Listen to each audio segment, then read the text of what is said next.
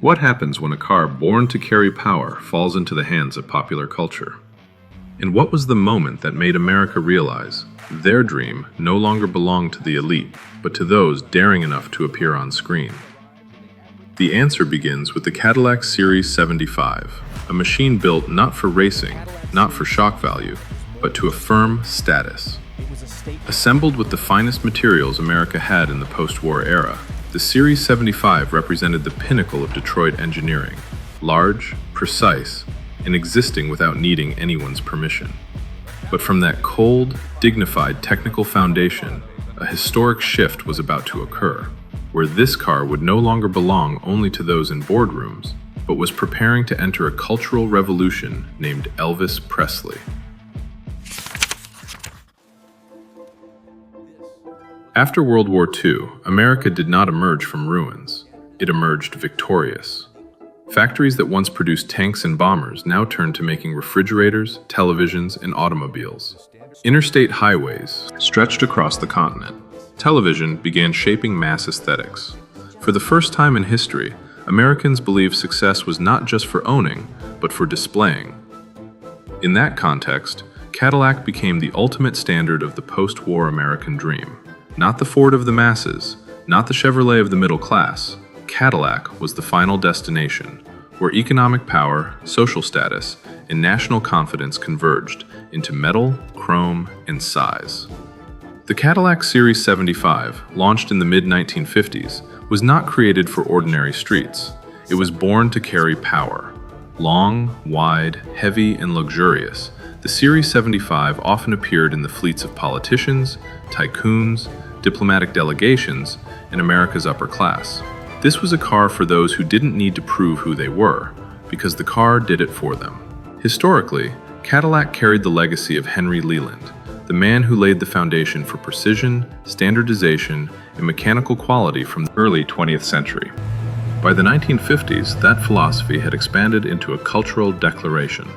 America made things bigger, brighter, and better than anyone else.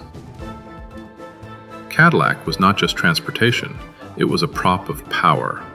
It appeared in front of luxury hotels, government headquarters, and grand ceremonies. In films and newspapers, the Cadillac Series 75 was often associated with men in suits, women in furs, and an America that believed its future was limitless. But just as Cadillac reached the height of its iconic status, another movement was quietly forming. In the American South, in small recording studios and on radio waves, a younger generation was emerging that no longer wanted to resemble their parents. They wanted to be faster, louder, and to break the old order. Music began to escape formal constraints. Television began bringing new faces into the living rooms of the entire nation.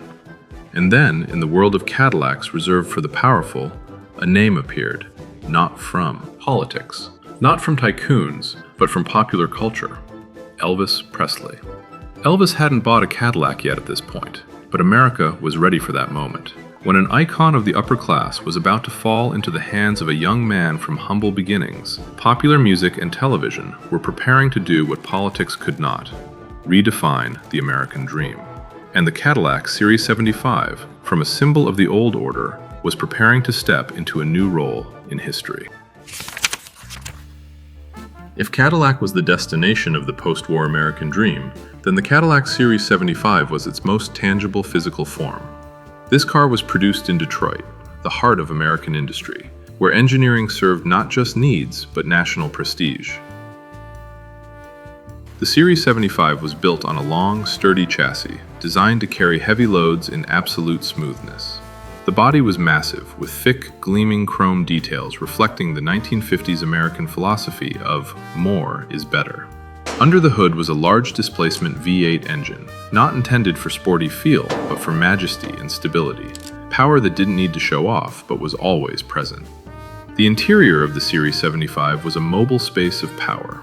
Wide seats, thick cushions, premium materials, and a rear compartment spacious enough that the occupant didn't need to concern themselves with the road ahead. This was not a car for the driver, it was for the one being served. The Series 75 was designed so that those in the back felt separated from the outside world, as if moving in a private room. Every detail on the car reflected the clear social hierarchy of the era. There were those who drove, and those who were chauffeured. There was power, and there was distance. Cadillac did not hide this. It celebrated it.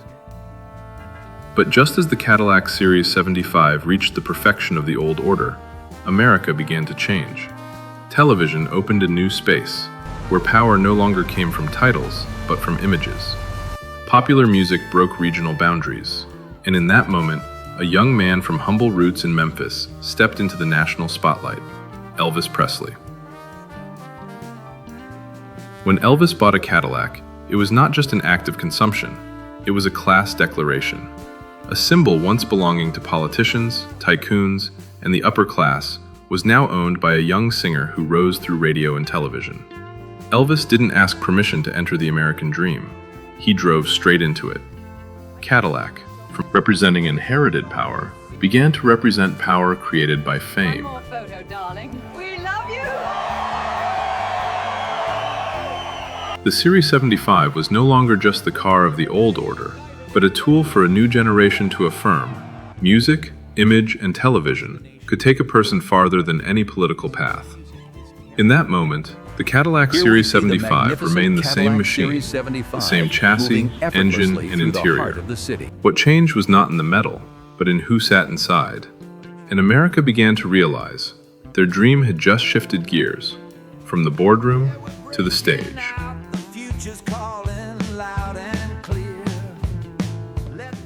From here, the story was no longer about who had enough power to own a Cadillac. It shifted to a bigger question. Who had the right to define culture? And the answer would come quickly, on television screens, under stage lights, along with a paint color that would spark debate across the nation. If the Cadillac Series 75 was once the dignified symbol of the post-war order, then the moment Elvis Presley appeared with his pink Cadillac shook that symbol to its core. America in the 1950s was not prepared for this. A young singer from humble beginnings, propelled by television into the living rooms of millions of families, now sat in a car once reserved for politicians and tycoons. And he didn't choose black or gray. He chose pink. Pink at the time was not just aesthetics, it was a challenge. In a society that valued traditional masculinity and the seriousness of power, Elvis's pink Cadillac raised a question no one wanted to answer. Who had the right to own national symbols? As the car rolled down the streets, it carried the outrage of conservatives, the curiosity of the media, and the fervent admiration of the youth. Cadillac, from a symbol of stability, became the center of controversy. Television amplified everything. Elvis didn't need speeches, his image was enough to change the cultural pulse. His national appearances turned music, style, and consumption into a unified flow. In that flow, the Cadillac Series 75 was no longer just a product of Detroit engineering, but a prop of new power, the power of attention. Success was no longer measured by titles, but by the ability to dominate the lens. When Elvis Presley stepped into the Cadillac Eldorado, it was no longer an act of shock. It was a moment of victory being legitimized. The Eldorado represented the pinnacle of post-war American luxury, and Elvis sitting in it was not as a rebel, but as someone who had conquered the system. From the controversial pink Cadillac to the flamboyant Eldorado, that journey showed that popular culture did not just break the old order, it was strong enough to replace and dominate it. The Eldorado did not take Elvis out of the game. It confirmed that he had become America's new power on four wheels. The opposition only clarified one truth. Power had changed hands. Cadillac was not defeated, it was redefined. From the car carrying the old order, Cadillac became the vehicle for popular culture to declare victory. The American dream no longer passed through boardrooms or political corridors, but through stages, radio, and television, where Elvis stood at the center. By the end of the 1950s, the answer was clear. Popular culture didn't need to overthrow, it persuaded. Elvis's pink Cadillac marked the moment America accepted that image could create power faster than rules, and music could open doors that money alone might not. Cadillac remained Cadillac, large, luxurious, precise. But since Elvis drove that pink Cadillac, the American dream had changed color. It no longer belonged exclusively to the elite, but to those who dared to appear, dared to be different, and dared to be seen.